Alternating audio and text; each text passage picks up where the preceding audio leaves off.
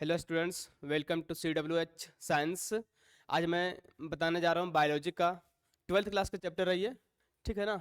Biology का 12th class का 5th number chapter है, चैप्टर नंबर 5। अब चैप्टर नंबर 5 क्या है ये हम लोग देखते हैं। अध्याय 5 है ना, principle of inheritance and variation, वंशागति तथा विविधता के सिद्धांत। ये चैप्टर हम लोग का है जो काफी इंपॉर्टेंट है एग्जाम के व्यू से, और कोई कॉम्पिटिटिव एग्जाम हो उसके व्यू से बहुत इंपॉर्टेंट चैप्टर है ये। ठीक है ना। तो इसके MCQ देखेंगे आज हम लोग। ग्रुप ए का MCQ देखेंगे, मल्टीपल चॉइस क्वेश्चन, जो कि काफी इंपॉर्टेंट अपने आप में है। ठीक है ना। तो इसमें हम लोग देखेंगे ना, हर एक क्वेश्चन का कुछ डिस्क्रिप्टिव देते जाएंगे हम लोग। जहां कभी किसी को दिक्कत हो कमेंट सेक्शन में भी कमेंट कर सकते हैं, अपना फीडबैक दे सकते हैं। ठीक है। हम लोग पहला क्वेश्चन देखेंगे। पहला क्वेश्चन देखिए, who is the father of genetics, है ना। अनुवांशिकी का पिता किसे कहा जाता है, जेनेटिक्स का पिता किसे कहा जाता है। तो फादर ऑफ जेनेटिक्स तो बोला गया किसको, मेंडल को, है ना। फादर ऑफ जेनेटिक्स मेंडल को बोला गया है, ग्रेगर जॉन मेंडल। इसको जी जे मेंडल बोला गया है ना, Gregor John Mendel. Father of genetics हो गया। अब फादर ऑफ एक्सपेरिमेंटल जेनेटिक्स, जैसे ये हो गया आपका father of experimental genetics.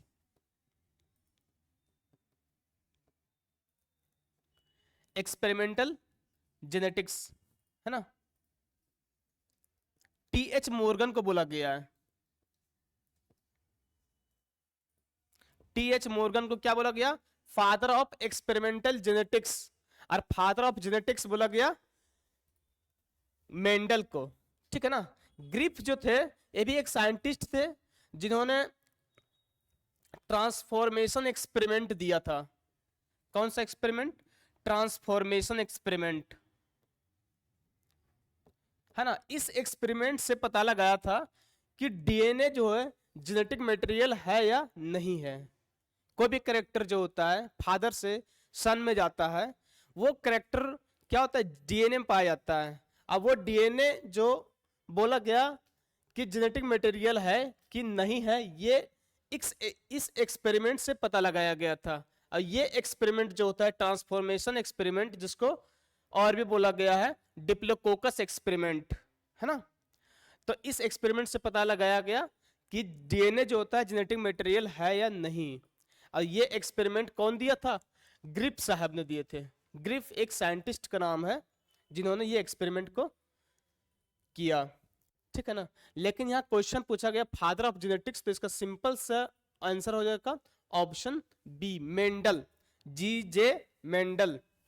Next question की बात करते हैं। तो यहां पर हम लोग लगभग चारों ऑप्शन को लेकर चलेंगे। ठीक है ना।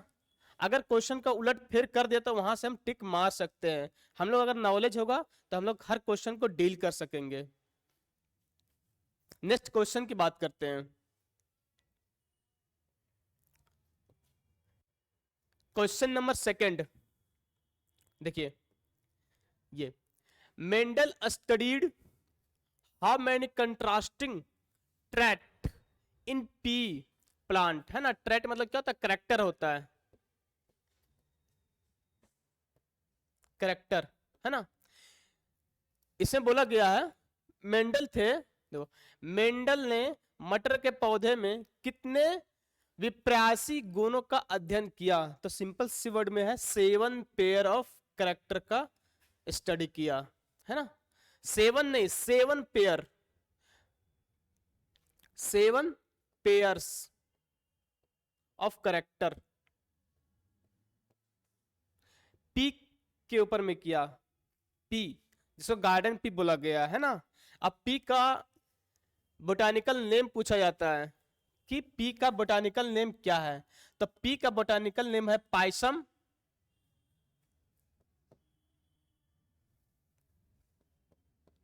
पायसम सटाइवम, है ना। कभी कभी पी का बोटानिकल नेम पूछ दिया जाता है तो पायसम सटाइवम ये गार्डन पी का बोटानिकल नेम है, जिसके ऊपर में क्या तो एक्सपेरिमेंट किया गया, स्टडी किया गया। उसमें पाया कि मेंडल जो है पी के प्लांट पर 7 पेयर ऑफ कैरेक्टर को फाइंड किया गया, स्टडी किया गया। ठीक है, तो इसका ऑप्शन डी हो जाएगा। Question number question number third देखिए, ये भी क्वेश्चन काफी इंपॉर्टेंट है। What is the genotypic and phenotype ratio in incomplete dominance, है ना। यहाँ हम लोग 3 टर्म देखेंगे। 3 टर्म क्या क्या देखेंगे, एक जीनोटाइपिक क्या होता है, फिनोटाइप क्या होता है और इनकम्प्लीट डोमिनेंस क्या होता है। और जब इनकम्प्लीट डोमिनेंस होता है तो इसका रेशियो क्या चीज है, रेशियो क्या होता है, ठीक है ना। तो ये चीज हम लोग देखेंगे। इसको देखने से पहले, इसको समझने से पहले हम सिंपल वर्ड में समझेंगे कि फिनोटाइपिक रेशियो का मतलब क्या होता है, मोर्फोलॉजिकल करेक्टर, मोर्फोलॉजिकल करेक्टर, है ना। मोर्फोलॉजिकल मतलब क्या होता है, जब बाहर से देख के मतलब पता लगा सकते हैं। जैसे हो गया क्या, ये टॉल हो गया, ड्वार्फ हो गया, है ना, रेड हो गया, पिंक हो गया। तो ये सब क्या है, सब कलर है, ये हाइट है। हम लोग देख के पता लगा सकते हैं कि ये लंबा है, ये छोटा है, ये लाल है, ये पीला है। तो देख के ही पता लगाया जा सकता है। इसको बोलते हैं क्या, फिनोटाइप या फिनोटाइपिक कैरेक्टर। एक होता है जीनोटाइपिक, ये क्या है, जैसे कि इस एग्जांपल से समझ लो कि ये टॉल है, तो कोई तो ऐसा चीज होगा ना, कोई भी जीन होगा ना जो टॉल को होने के लिए रिस्पॉन्सिबल हो। तो टॉल के लिए कौन सा जीन रिस्पॉन्सिबल है, कैपिटल टी है कि कैपिटल टी स्मॉल टी है ना। ये जीन का पता लगाना, ये जीन को ही बोलते हैं क्या, जीनोटाइप, है ना। तो ये जीन के कारण ये टॉल हो गया। और टॉल जो लंबा होता है, ये हम लोग देख के पता लगा सकते हैं कि ये लंबा है, तो इसको बोलते हैं फिनोटाइप बोलते हैं। और लंबा कौन से जीन के कारण है, उस जीन को बोलते हैं जीनोटाइप। ठीक है, ज्यादा सेंटेंस रटने की दरकार नहीं, सिंपल से वर्ड से आप लोग याद कीजिए। इससे माइंड में क्या होता है, समझने से क्या होता है, ज्यादा देर तक माइंड में स्टोर रहता है।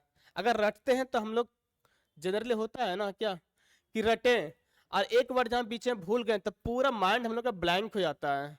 इसलिए रटने की कोशिश ना करें, समझने की कोशिश करें, ठीक है ना। अब ये बात हो गया क्या, इनकम्प्लीट डोमिनेंस, है ना। तो ऐसा हाइब्रिड, अब हाइब्रिड क्या होता है, 2 अलग अलग पेरेंट्स के मिलकर जो जीनोटाइप बनता है ना, उसको बोलते हैं हाइब्रिड बोलते हैं। ऐसा हाइब्रिड जो कोई भी पेरेंट्स से मिलता जुलता नहीं है, उसको बोलते हैं क्या, इनकम्प्लीट डोमिनेंस। जैसे हम लोग देखेंगे कि रेड और व्हाइट को, है ना, रेड हो गया, व्हाइट हो गया, इसका गैमेट्स टी हो गया, इसका स्मॉल टी हो गया। मान लो इसका गैमेट जो होता है क्रॉस करवाओ, तो एक टी हो गया, एक स्मॉल टी हो गया, ये हाइब्रिड बना, जिसको बोलते हैं F1 जनरेशन। अब F का नाम हो गया फीलियल 1 जनरेशन, है ना। तो F1 जनरेशन जो होता है, ये आता है आपका पिंक कलर, ये पिंक कलर आता है ना। तो ये क्या, ये पिंक कलर जो है, तो क्या ये पेरेंट से मिलता है या फिर ये पेरेंट से मिलता है, नहीं, किसी से भी नहीं मिलता है। तो इस करेक्टर को बोला गया क्या, इनकम्प्लीट करेक्ट, इनकम्प्लीट डोमिनेंस। ये भी एक तरह का अपना डोमिनेंसी शो करता है।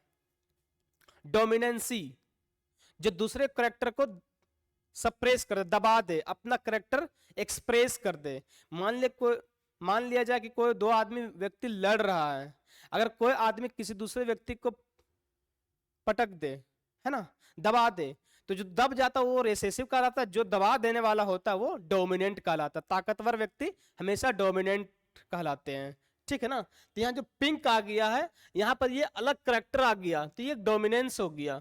तो ये पूरे करेक्टर जो होता है इसको बोलते हैं इनकम्प्लीट डोमिनेंस, है ना। तब क्या होता है ना, जब F1 जनरेशन देखा, जब रेड और व्हाइट पेरेंट्स को जब इसको क्रॉस करवाया गया तो पिंक कैरेक्टर या हाइब्रिड आया F1 जनरेशन में, तब साइंटिस्ट ने देखा कि इसका एक अलग ही कैरेक्टर आ गया। तो ये इसका पेरेंट्स का कैरेक्टर कैसे आएगा, कुछ तो जरूर होगा ना, आखिरकार दो पेरेंट्स को गैमेट्स को मिक्स कर रहे हैं, अलग पेरेंट्स आ रहा है, तो कुछ तो जरूर इसमें रीजन होगा।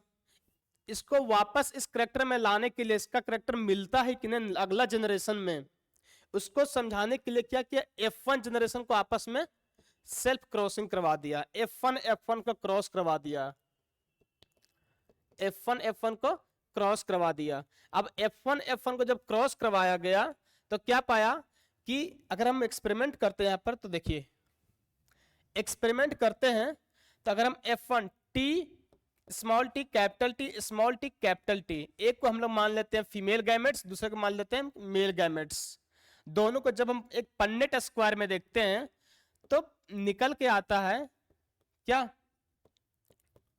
निकल के आता है capital T capital T capital T small T capital T small T small T small T. देखिए सबसे पहला चीज कि capital T capital T capital T capital T किसका करेक्टर है, किसका जीनोटाइप है, ये रेड का, तो ये रेड आ गया है ना। Capital T small T capital T small T, दो कैपिटल टी स्मॉल टी, दो कैपिटल टी स्मॉल टी आया, तो ये किसका करेक्टर, ये पिंक आया था हमारा, है ना, हाइब्रिड जो बना था ये पिंक आया। एक आया small T small T small T small T, ये क्या कहता है, व्हाइट का ये जीनोटाइप है ना, ये व्हाइट का जीनोटाइप है। तो साइंटिस्ट ने पता लगाया कि जब हम F1 जनरेशन को सेल्फिंग करवाते हैं, क्रॉस करवाते हैं, तो नेक्स्ट जनरेशन में जाकर के ये इसका करेक्टर शो कर रहा है जो पेरेंट्स का करेक्टर है, 50% हाइब्रिड शो कर रहा है, ठीक है ना। तो यहीं से रेशियो निकल के आता है कि इनकम्प्लीट डोमिनेंस का जीनोटाइपिक रेशियो और फिनोटाइपिक रेशियो दोनों रेशियो एक ही होता है, जो 1:2:1 आता है। अब 1 क्या है, ये रेड आ गया, 2 क्या है, ये पिंक आ गया, अब 1 क्या है, ये व्हाइट आ गया, है ना। तो ये करेक्टर निकल के आया कब, जब हम F2 जनरेशन को दिखाएं, तब दो F1 जनरेशन को जो क्रॉस करवाया जाता है तो F2 जनरेशन वो रिजल्टेंट में आता है, ठीक है ना। तो ये F2 जनरेशन दूसरा बार जब इसको क्रॉस करवाया तो पेरेंट से मिलता जुलता करेक्टर हमारे सामने आ गया, तब साइंटिस्ट कहीं ना कहीं इसको सही माना, ठीक है ना। तो यहाँ पर देखिए आप लोग धीरे धीरे नोट्स पर नोट्स करते जा रहिएगा, इससे क्या होगा कि आपको चीजें क्लियर समझ में आती भी जाएगी और आपका एक शॉर्ट नोट्स बनता भी जाएगा, ठीक है ना। इस क्वेश्चन के अनुसार इसका आंसर क्या हो जाएगा, आप लोग कमेंट सेक्शन में बता सकते हैं, 3:1 नहीं, 1:2:1, अभी ये बताए ना हम, ये ऑप्शन सही है हमारा, बी ऑप्शन सही है।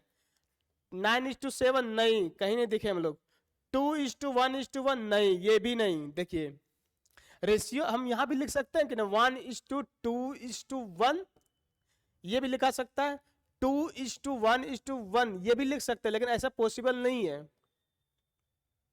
पहले डोमिनेंस, हाइब्रिड, फिर रेसेसिव, इस तरह अरेंज किया जाता है। तो इस अरेंजमेंट के दौरान क्या होता है, हमारा ऑप्शन बी सही है, 1:2:1, ठीक है। नेक्स्ट क्वेश्चन की बात करते हैं, question number 4, which of the following shows codominance. देखिए एक इनकम्प्लीट डोमिनेंस, एक कोडोमिनेंस, ये दो करेक्टर ऐसा जो मेंडल से हट के है, इसको मेंडल का एक्सेप्शन माना गया है, ठीक है ना, मेंडल का एक्सेप्शन माना गया, कोडोमिनेंस और इनकम्प्लीट डोमिनेंस। अब ये कोडोमिनेंस होता क्या है, ऐसा हाइब्रिड जो पेरेंट से मिलता जुलता है ना, ऐसा करेक्टर, हाइब्रिड का ऐसा करेक्टर, हाइब्रिड का ऐसा करेक्टर जो पेरेंट्स से मिलता जुलता है, उसको बोलते हैं क्या, कोडोमिनेंस, है ना। इसका एग्जांपल एकदम सीधा वर्ड याद रखना, ABO ब्लड ग्रुप, है ना, ABO ब्लड ग्रुप होता है कोडोमिनेंस का एग्जांपल, ठीक है। नेक्स्ट क्वेश्चन देखिए,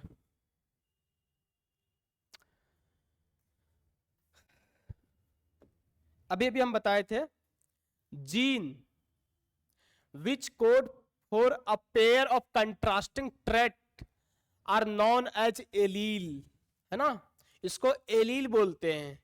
एलील बोलो, जीन बोलो या ट्रेट बोलो, लगभग लगभग नाम तीनों का एक ही है, ठीक है ना।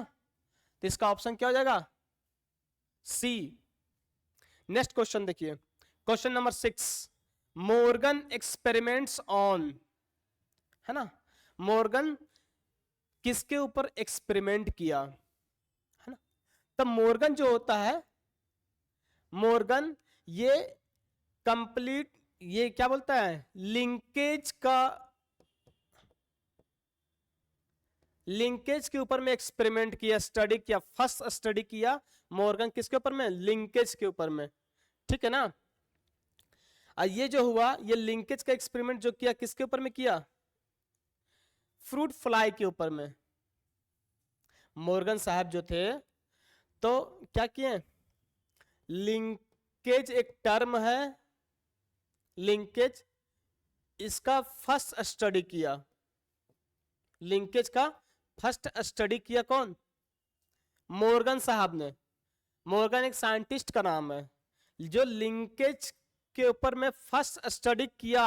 और स्टडी जब कब किया, जब ये वर्क किया, एक्सपेरिमेंट किया, किसके ऊपर में एक्सपेरिमेंट किया, ये फ्रूट फ्लाई एक ड्रोसोफिला होता है, ठीक है ना, एक तरह का फ्रूट फ्लाई है, इसके ऊपर में एक्सपेरिमेंट किया, किसका, लिंकेज का, जो फर्स्ट बार स्टडी किया, ठीक है ना।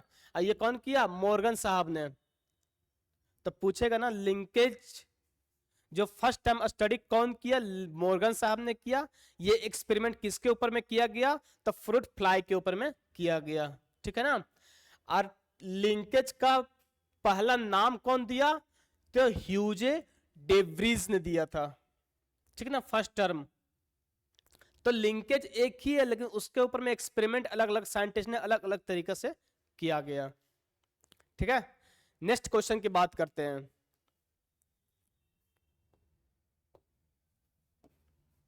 देखिए क्वेश्चन नंबर 7, क्वेश्चन नंबर 7 को जरा देखिए तो, इन हनी बी, मधुमक्खी, sex determination and development is throw, है ना। हनी बी का जो डेवलपमेंट होता है या सेक्स डिटर्मिनेशन जो होता है वो किसके द्वारा होता है, उसका नाम है पार्थेनोजेनेसिस, है ना। इस कंडीशन में क्या होता है, इम्ब्रायो का डेवलपमेंट होता है ना, विदाउट गैमेट्स, बिना कोई गैमेट्स का इम्ब्रायो का डेवलपमेंट हो जाता है, तो उस कंडीशन को बोलते हैं पार्थेनोजेनेसिस, ठीक है ना। ये गैमेटोजेनेसिस जो होता है ना, एक ऐसा टर्म है, तो गैमेटोजेनेसिस दोनों के लिए एप्लीकेबल होते हैं। ये गैमेटोजेनेसिस जो होता है, गैमेटोजेनेसिस, ये मेल गैमेटोजेनेसिस भी होता है और फीमेल गैमेटोजेनेसिस भी होता है ना, फीमेल गैमेटोजेनेसिस भी होता है। तो मेल गैमेटोजेनेसिस जिसको बोलते हैं क्या, स्पर्मेटोजेनेसिस, स्पर्मेटोजेनेसिस, और फीमेल गैमेटोजेनेसिस को बोलते हैं ऊजेनेसिस, ऊजेनेसिस, ठीक है ना। स्पर्मेटोजेनेसिस में क्या होता है ना, स्पर्म का प्रोडक्शन होता है या स्पर्म का फॉर्मेशन होता है। स्पर्म बोले तो वीर्य का बनना स्पर्मेटोजेनेसिस कहलाता है ना। ये स्पर्मेटोजेनेसिस हमारे शरीर में मेल के केस में पुबर्टी के टाइम स्टार्ट होता है, जन्म के बाद, है ना, जन्म के बाद वीर्य बनना स्टार्ट होता है मेल के केस में। अब वीर्य को बनने के प्रोसेस को ही बोलते हैं क्या, स्पर्मेटोजेनेसिस।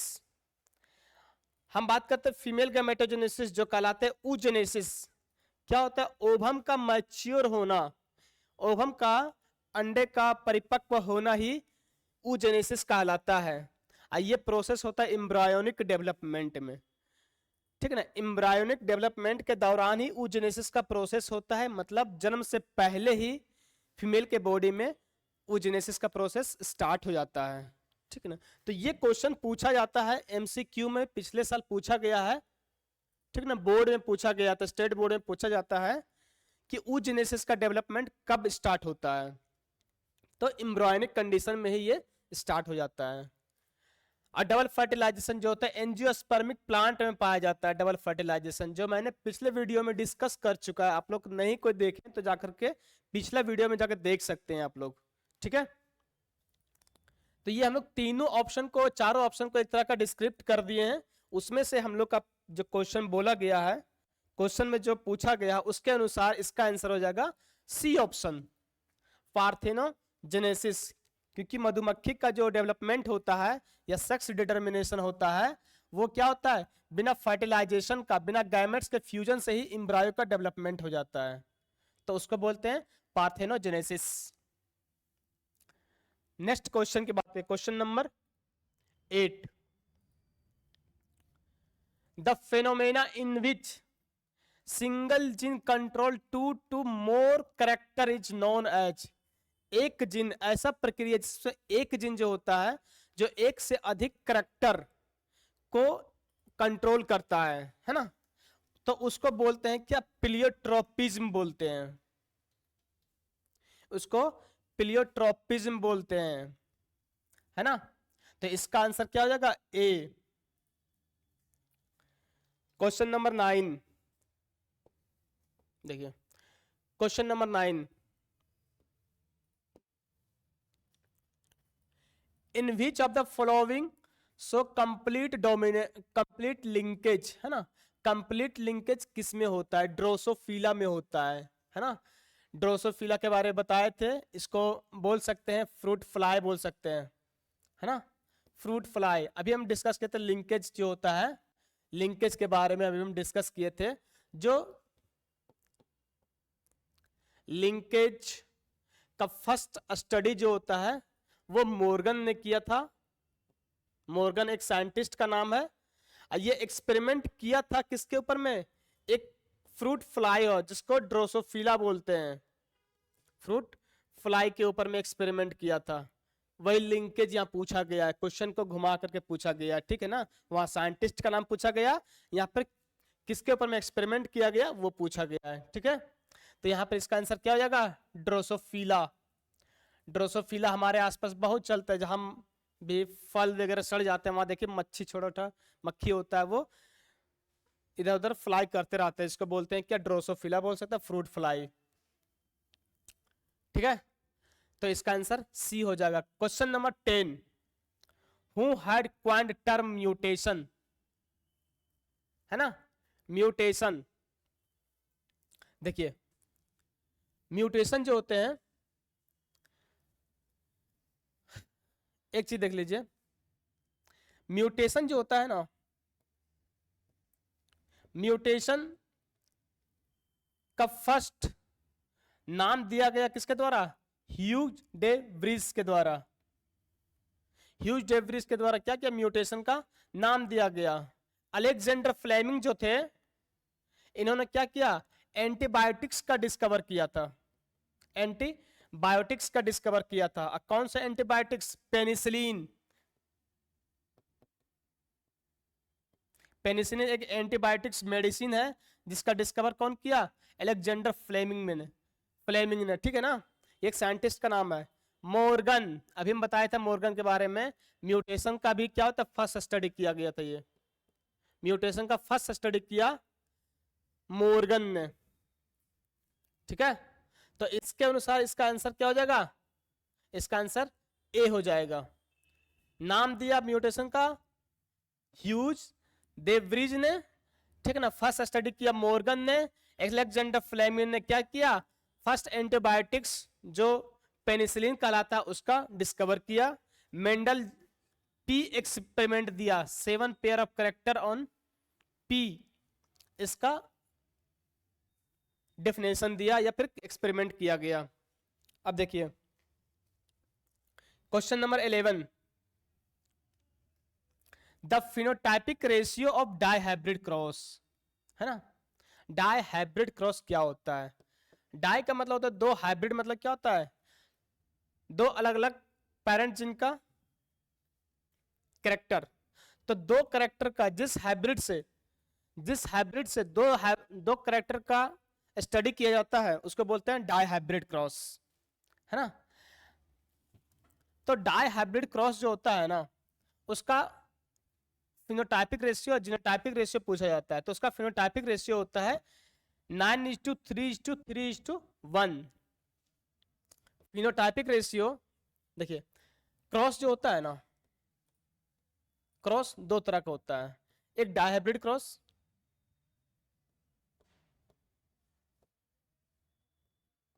डायहाइब्रिड क्रॉस हो गया, और मोनोहाइब्रिड क्रॉस हो गया।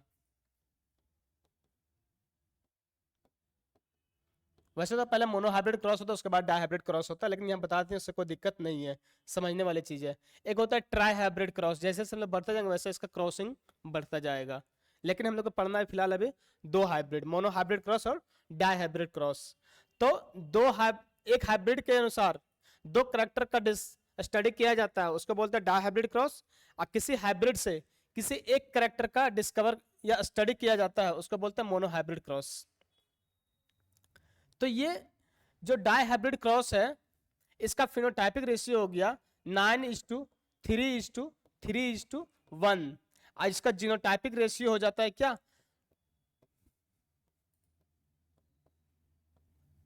1:2:1:2:4:2:1:2:1। ये इसका जीनोटाइपिक रेशियो हो गया। ये फिनोटाइपिक रेशियो हो गया 9:3:3:1। ये क्वेश्चन बराबर पूछा जाता है। अब हम बात करते हैं मोनोहाइब्रिड क्रॉस में।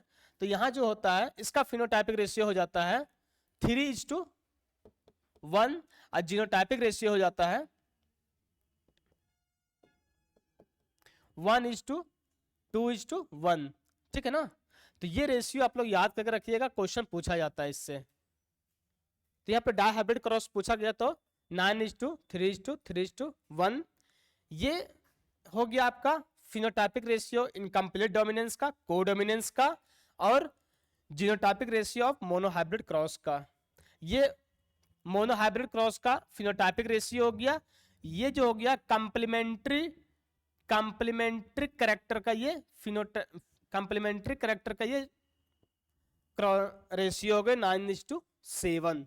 तो डायहाइब्रिड क्रॉस के अनुसार इसका ए ऑप्शन राइट आंसर है। क्वेश्चन नंबर 12 ना, क्वेश्चन नंबर 12 देखिए। तो the inheritance of flower colour pink in Mirabilis jalapa is the example of. देखिए, मिराबलिस जलापा को बोला गया क्या? 4 o'clock भी बोला गया इसको। एक तरह का ये फ्लावर हो गया, इसको 4 o'clock भी बोला गया मिराबलिस जलापा का। ठीक है ना। ये पिंक अभी हम बताए थे, अगर हम रेड और व्हाइट को जब क्रॉस करवाते हैं तो रिजल्टेंट इसका पिंक आता है। ये किसका केस था? ये था इनकम्प्लीट डोमिनेंस का केस था, जो किसी पेरेंट्स से मिलता जुलता नहीं है, एकदम अलग है दोनों से। ठीक है ना। तो इसको बोलते हैं क्या? Incomplete dominance. Option number 3, option number C is the right answer. Question number 13 है ना। अभी देखिए, अभी हम डिस्कस किए, इसके अनुसार आप लोग ये कमेंट कर सकते हैं। क्वेश्चन नंबर 13 का कमेंट आप लोग कमेंट बॉक्स पर कर सकते हैं। ठीक है ना। आप लोग इस तरह का वीडियो अगर चाहते हैं डिस्क्रिप्टिव के साथ, तो आप लोग एप्लीकेशन में जा करके प्ले स्टोर में जाके एप्लीकेशन है commerce world Hazaribagh, commerce world Hazaribagh, यहां से एप्लीकेशन को डाउनलोड कीजिए और इसको लॉगिन कीजिए। वहां से क्या होता है, हर तरह का नोटिफिकेशन मिलते रहेगा। आप लोग ये जो रिवीजन चल रहा है बहुत ही बेनिफिट होने वाला है, बहुत बेनिफिट।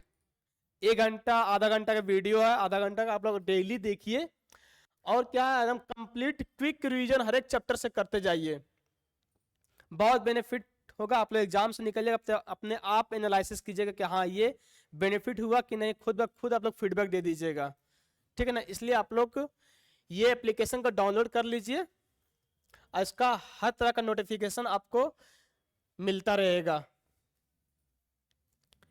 बताइए आप लोग कमेंट किए इसका।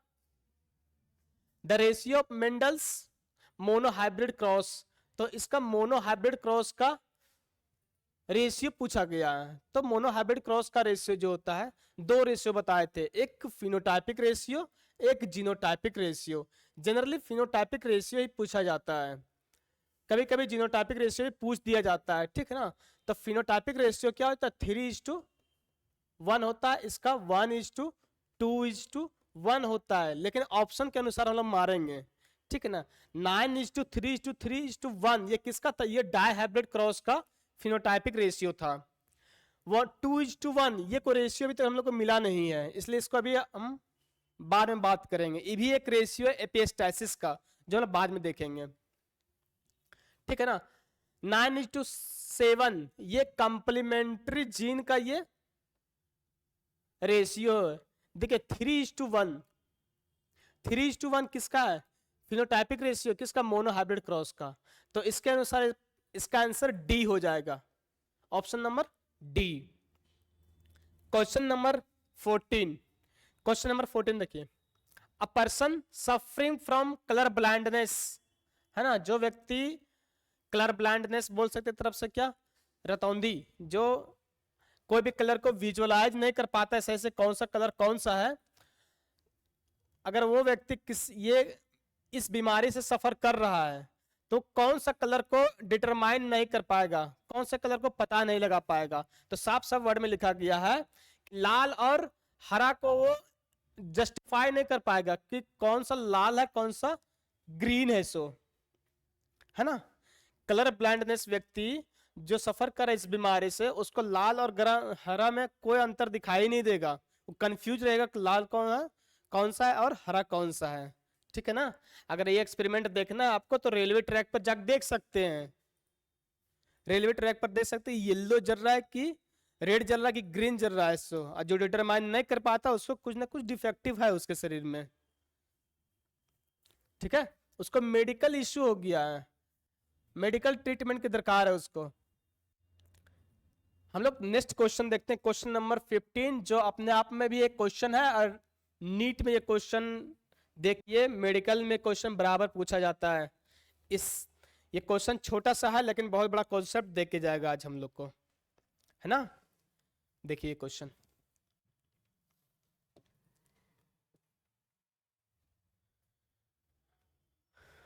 Question number 15, question number 15, in sickle cell anaemia, है ना, sickle cell anaemia the substitution of glutamic acid by, है ना, सब्सटीट्यूशन मतलब क्या होता है, एक तरह का चेंजिंग, समझ लो एक तरह का क्या होता है, ये चेंजिंग होता है। तो सिकल सेल एनीमिया एक ऐसा डिजीज है जो क्या होता है, हीमोग्लोबिन में कमी होता है, हीमोग्लोबिन की कमी के कारण होता है। मान लो कोई ब्लड में आरबीसी में अगर हीमोग्लोबिन की कमी हो गया तो होता है कि जब हीमोग्लोबिन की कमी होता है, एक नजरिए से कॉन्सेप्ट हम बता देते हैं फिर क्वेश्चन पे इसका डिस्कस करेंगे, बस 2 सेकेंड।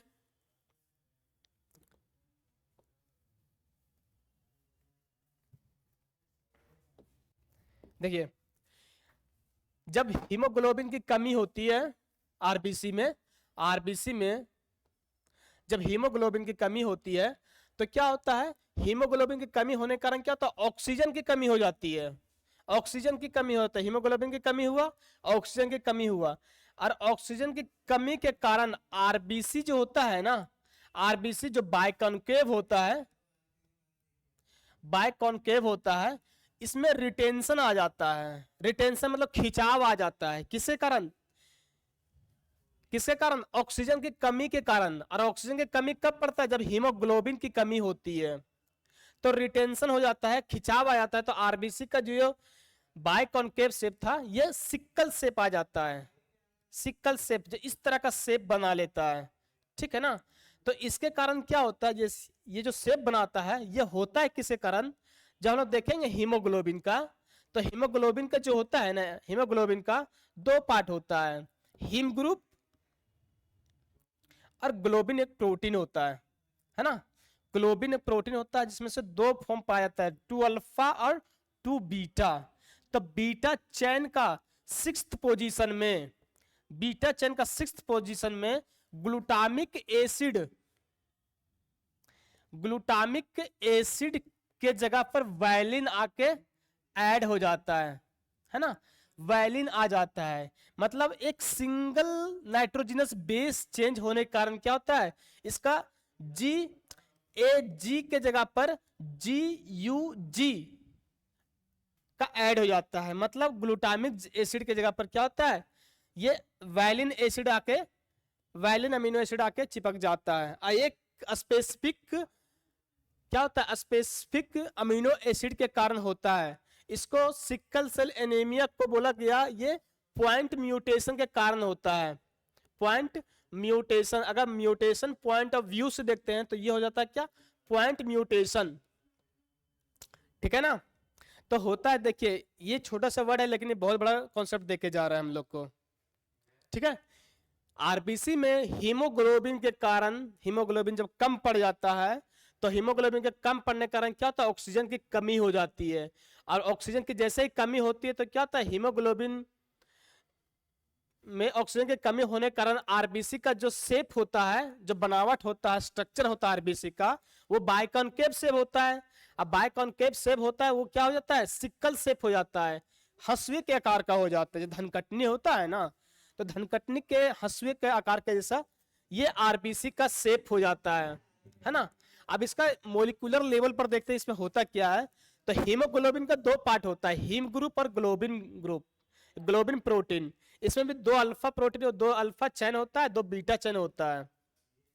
तो बीटा चैन का 6th पोजीशन पर ग्लूटामिक एसिड ऐड होना चाहिए, उसके जगह पर क्या होता है, वायलिन एसिड आके ऐड हो जाता है, वायलिन अमीनो एसिड आके ऐड हो जाता है, ठीक है ना। जिसके कारण क्या होता है, ये रिटेंशन पाया जाता है, ठीक है ना। तो जी ए जी के कारण जी यू जी, मतलब एडेनिन जो होता है यूरासिल में कन्वर्ट हो जाता है। इसके कारण क्या होता है, ये एक स्पेसिफिक बोल सकते हैं नाइट्रोजनस बेस के कारण ऐसा चेंज हुआ। एक छोटा सा चेंज होने के कारण इतना बड़ा ड्रामा हो गया, ठीक है ना। तो इसको बोलते हैं पॉइंट म्यूटेशन। तो सिकल सेल एनीमिया भी एक पॉइंट म्यूटेशन का एग्जांपल्स है। ये भी एक क्वेश्चन है जो आया हुआ क्वेश्चन है, ठीक है ना। तो ग्लूटामिक एसिड के कारण के जगह पर वैलिन एसिड या वैलिन अमीनो एसिड आके ऐड हो जाता है, जिसके कारण क्या होता है, सिकल सेल एनीमिया होता है। ये कॉन्सेप्ट आप लोग चाहे तो रफली लिख सकते हैं, ठीक है। तो इसके अनुसार अभी हम जो बताएं, इसके अनुसार इसका आंसर क्या हो जाएगा, देखिए तो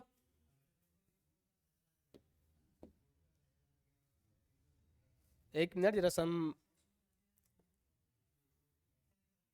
हाँ अब बताइए इसका आंसर।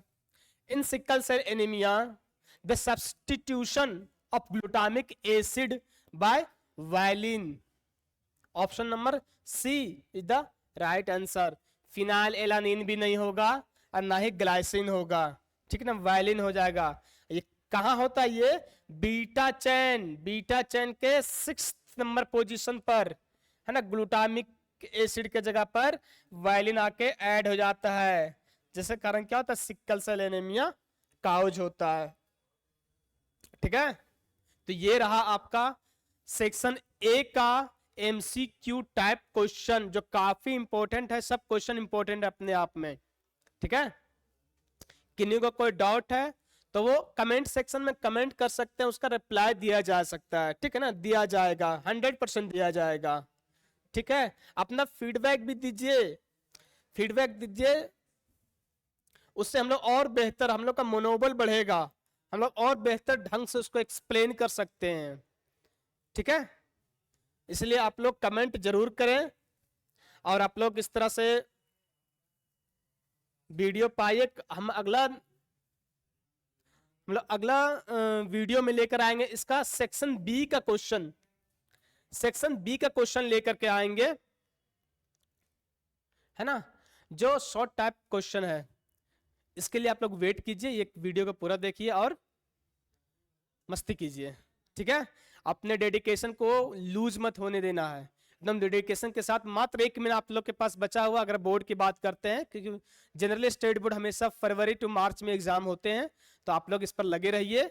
उसके बाद तो मस्ती करना है ही, इसलिए टेंशन नहीं लीजिए, आराम से प्यार से मोहब्बत से एकदम तैयारी करते रहिए, ठीक है। ठीक है, थैंक यू।